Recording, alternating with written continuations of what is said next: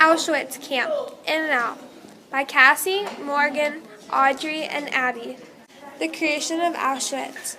On April 27, 1940, work began on what would soon be the largest concentration camp in the Holocaust, Auschwitz.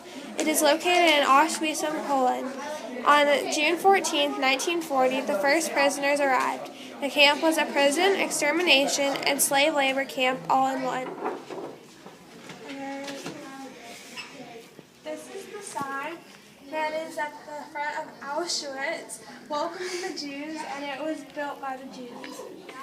Auschwitz. This is Auschwitz. This is a map of Auschwitz 1. It was just called Auschwitz. It was the smallest of the three parts of the camp. This is Auschwitz 2. It's also called Birkenau. And it's the middle largest, so it's just like largest. And then this is Auschwitz 3, and it's also called Monowitz or Buna. And it's the largest, and this little part is blown up so you can see it bigger. So, some of these letters were backwards or upside down to represent that there was something wrong, since the Jews did it. So the B was actually backwards, and the M was really a W. Some of the Jews were taken to gas chambers, fire burnings, pits of bodies, acid showers, and human studies, like testings, especially on twins. Joseph Mengele, otherwise known as the Angel of Death, did unscientific experiments on humans. He selected people to go into the gas chambers, and he also wanted to find a way to make all babies blonde with blue eyes, even though he had brown hair and brown eyes. He thought if a woman could have twins, he could have the perfect race. Whenever anyone came into the camps, they would burn a tattoo into their arm. It was their number. Some even forgot their own name. When people got to Auschwitz, they had to give up all their clothing, all valuables, proof of identity, and got a car with their camp number on it. When the camp was first started, the camp numbers were to be put on the person's chest with an indelible pencil, but as time progressed, prisoners got a tattoo of their number on their left forearm.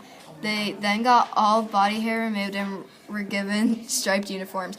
From May 1940 to January 1945, 202,499 numbers have been assigned. Their clothing consisted of coarse cloth with blue and gray stripes, a shirt, long underpants, a blouse, and trousers. For shoes, they would get wood, Dutch-type clogs, or clogs with leather, or they were naked. Prisoners received little food and were overworked, and many died from the cold, starvation, exhaustion, or despair. There was not good shelter or sanitation. With only 22 toilet seats and 42 water taps, they had 3-tier wooden bunk beds or barracks to sleep in that had leaky roofs, straw mattresses, or raw and women. The first 3 bunks were made in February of 1941 and were 80 centimeters wide and 200 centimeters long and 225 centimeters high. From 1941 to 1943, all executions were in the courtyard of block number 11. All mothers, young children, old and infirmed were gassed starting in September of 1941. Later on, hanging was made public during roll call to intimidate others. The wall of death, or black wall, was where prisoners were shot naked. Sand was used to soak up the blood, and still bleeding bodies were taken to the vans to crematoriums. The vans would sometimes trickle blood behind them on the streets. Only the young, healthy, and strong men worked in the camp. March 31st, 1942, the WVHA required a minimum of 11 hours of work a day. When the camp was just getting started, they had to level the ground, lay roads, dig ditches, and build blocks and buildings. The Auschwitz sub-camps were near mills, mines, and factories, and there they had to dig coal, build and expand industrial plants, and produce chemicals. The prisoners would receive 3 meals a day. In the morning, they would receive a half a liter of black coffee or tea, which was around 350 to 400 calories. Midday, they would get 3/4 a liter of soup. 4 times a week, they would have what they called meat soup, and the other days vegetable soup. At supper, they would receive 300 grams of bread, 25 grams of sausage or margarine, or a spoon of jam of cheese.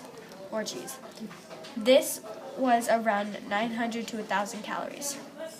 First kind of punishment was called a standing cell. It was in the main camp in Block 11 and was 4 cells with floor area less than 1 square meter.